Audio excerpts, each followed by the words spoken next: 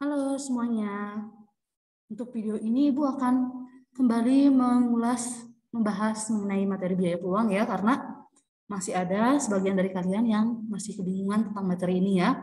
Jadi di sini nanti Ibu akan bahas materi kuis kemarin ya. Oke, sebelumnya Ibu kasih penjelasan dulu bahwa biaya peluang adalah nama lain dari biaya implisit, di mana biaya implisit atau biaya peluang merupakan biaya yang dikorbankan karena adanya pilihan. Nah, itu kan yang dikorbankan berarti. Nah, sedangkan pilihan itu apa sih? Yang menjadi biaya pilihannya yaitu biaya eksplisitnya yang benar-benar dikeluarkan.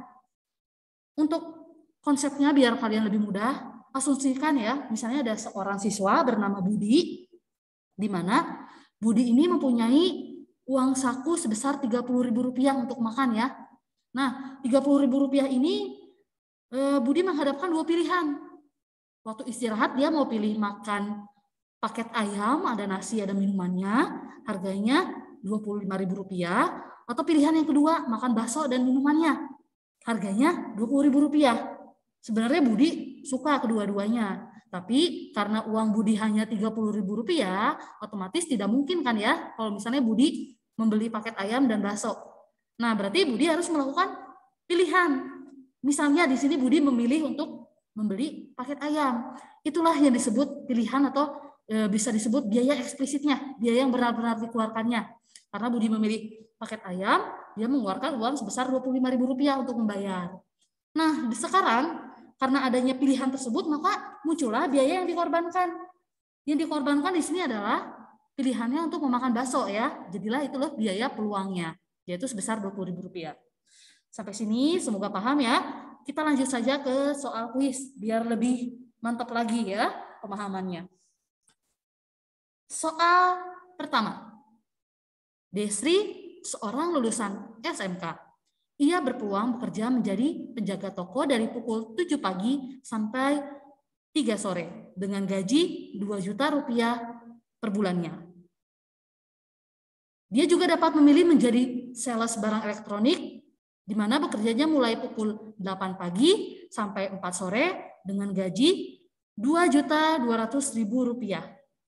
Ataupun dia juga bisa memilih menjadi pramusaji dari jam 6 sore sampai 9 malam dengan gaji Rp1 juta. Tetapi di sini Desri memilih berwirausaha meneruskan usaha keluarganya. Itulah berapa biaya peluangnya. Kita lihat di sini dia memilih wirausaha. Sedangkan wirausaha di sini tidak ada dari 3 pilihan pekerjaan ini ya. Otomatis kita cari yang dikorbankannya.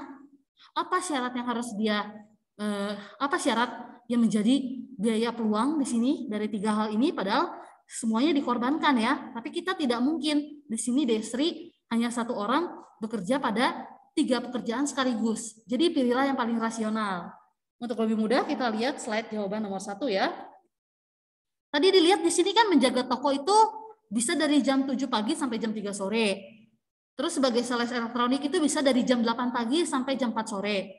Sedangkan pramusaji bisa dari jam 6 sore sampai 9 malam. Kalau kita lihat di sini ya, untuk bekerja sebagai pegawai toko dan sales elektronik ini bentrok waktunya.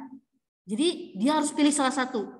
Sedangkan sebagai pramusaji, dia itu boleh bekerja sambil menjaga toko ataupun sebagai sales elektronik karena waktunya tidak bentrok. Nah, kita harus pilih salah satu yang bentrok. Cara milihnya gimana sih? Pilihlah gaji yang didapatkan yang paling besar antara menjaga toko dan sales elektronik. Ternyata gajinya lebih besar menjadi sales elektronik ya, di mana gajinya per bulan sebesar Rp2.200.000. Sehingga dia bisa memilih, sehingga biaya peluangnya ya yang dikorbankan yang paling besar adalah menjadi sales elektronik dan pramusaji karena waktunya sama ya, bisa dikerjakan karena tidak bentrok. Jadi inilah kemungkinan biaya peluangnya sebesar Rp3.200.000. Oke, semoga paham ya.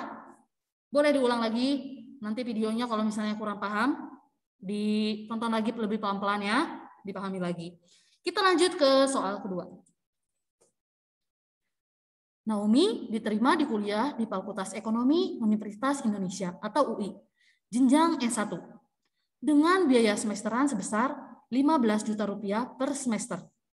Biaya kos Rp10 juta per tahun, biaya makan serta keperluan sehari-hari sebesar 1 juta rupiah per bulan. Dan biaya alat tulis 5 juta rupiah sampai lulus. Naomi juga diterima bekerja penuh waktu di perusahaan A dengan gaji 5 juta rupiah per bulan. Dan di Bank X dengan gaji 4 juta rupiah per bulan. Dengan memanfaatkan sisa waktu yang ada, bila bekerja di Bank X, Naomi masih mendapatkan tambahan penghasilan 2 juta rupiah per bulan.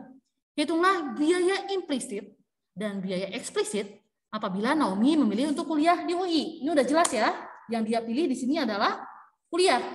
Itulah biaya eksplisitnya. Sedangkan biaya implisit adalah pekerjaannya.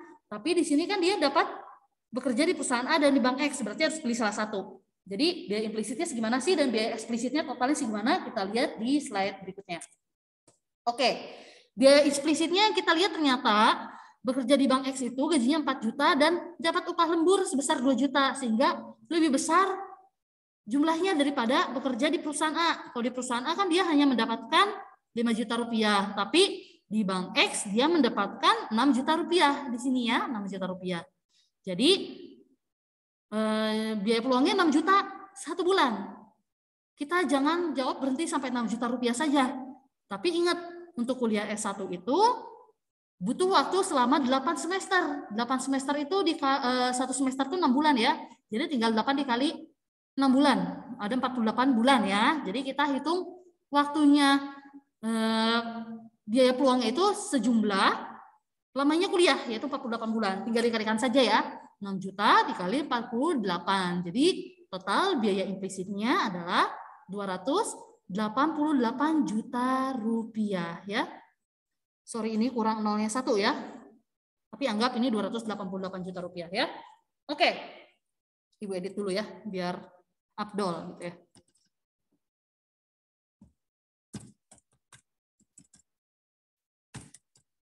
Oke, udah ya, kita dapat 288 juta rupiah ya untuk biaya implisitnya. Oke, biaya eksplisit. Di sini biaya eksplisitnya kan karena dia milih kuliah, itulah biaya eksplisitnya. Berapa jumlah uang yang harus dikeluarkan untuk dia kuliah. Yang pertama ada biaya semesteran, 15 juta rupiah sesemester, karena kuliahnya ada S1 itu ada 8 semester, tinggal dikali 8. Jadi kita dapat biaya semesterannya sebesar 120 juta rupiah. Selanjutnya ada biaya kos, di mana biayanya sebesar 10 juta rupiah per tahun. 8 semester itu ada 4 tahun, jadi tinggal dikali 4 saja ya. Yakni kita dapat biaya kosnya 40 juta rupiah. Selanjutnya di soal disebutkan biaya makan dan sehari-hari sebesar 1 juta rupiah per bulan.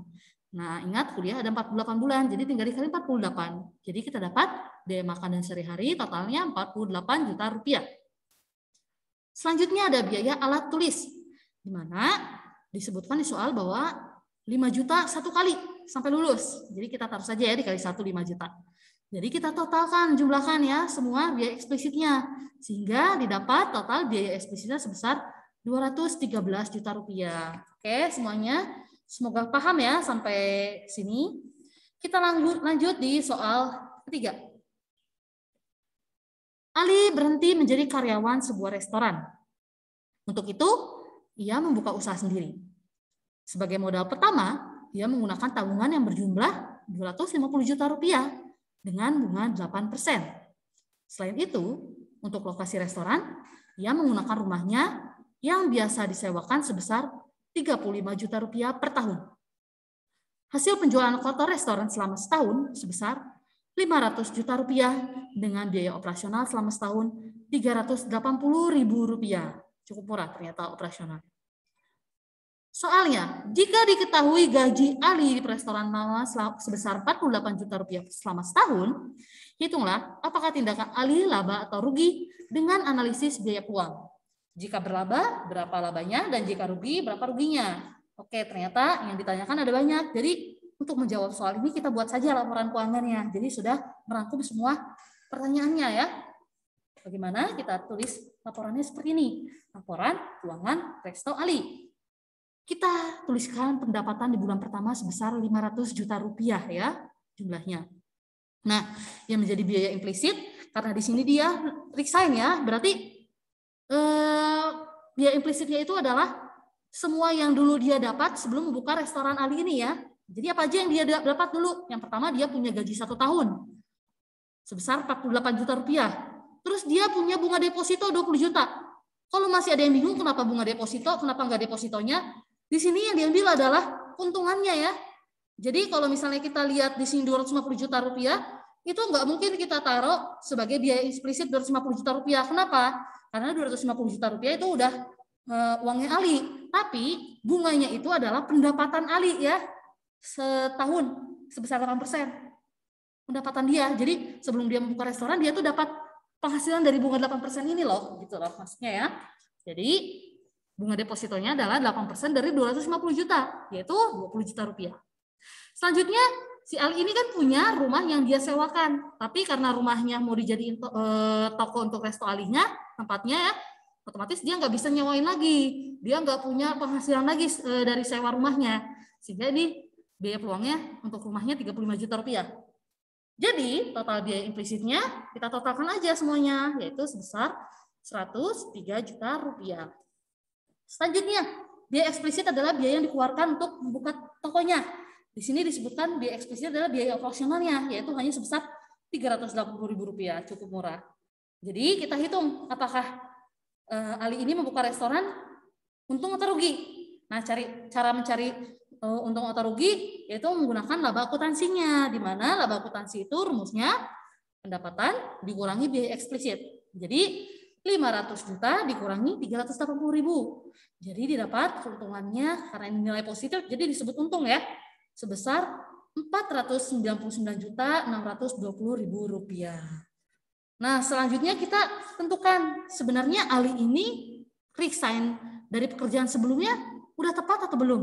Nah, untuk mencari keputusan tepat atau belumnya, kita gunakan rumus laba ekonomi, di mana laba ekonomi adalah pendapatan dikurangi jumlah biaya eksplisit dan biaya implisit. Di mana di sini pendapatannya 500 juta dikurangi jumlah biaya eksplisit dan implisit, di sini 103.380.000. Jadi total laba ekonominya Rp396.620.000. Nah, aturan karena laba ekonomi di sini lebih besar ya daripada biaya implisit, di mana Rp396.620.000 itu lebih besar dari Rp103 juta, maka keputusan Ali bisa dipastikan tepat ya. Oke, semoga paham ya untuk soal ketiga ini. Kita lanjut ke soal keempat. Apa perbedaan laba akuntansi dan laba ekonomi? Coba jelaskan contoh aplikasinya. Sangat mudah sekali ya. Laba akuntansi merupakan selisih pendapatan dengan biaya eksplisit. Contohnya, pendapatan perusahaan dikurangi pengeluaran perusahaan atau biaya eksplisit, maka akan menghasilkan laba akuntansi. Sedangkan laba ekonomi merupakan selisih dari pendapatan dengan jumlah biaya implisit dan biaya eksplisit. Contohnya, pendapatan perusahaan dikurangi dengan pengeluaran perusahaan atau biaya eksplisit dan segala biaya yang dikorbankan atau biaya implisit. Oke ya, sudah jelas ya tentang bedanya laba ekonomi dan laba akuntansi. Jadi ringkasnya ya, laba akuntansi itu untuk menentukan apakah perusahaan itu untung atau rugi. Sedangkan laba ekonomi menentukan apakah perusahaan itu benar-benar memiliki keputusan yang tepat apabila dilihat tidak hanya dari biaya eksplisitnya saja, tapi dari segala biaya yang dikorbankan atau biaya peluangnya. Oke, kita lanjut ke soal kelima. Didi dan Debbie merupakan sepasang suami istri yang bekerja di Semarang dan berencana untuk berwisata ke Bali selama seminggu. Dengan rincian biaya wisata, 1. Tiket pulang pergi Jakarta-Bali sebesar 2 juta. Sorry ya, harusnya bukan Jakarta. 1. Tiket pulang pergi Semarang-Bali ya, karena dia bekerja di Semarang. Ini Ibu edit dulu ya.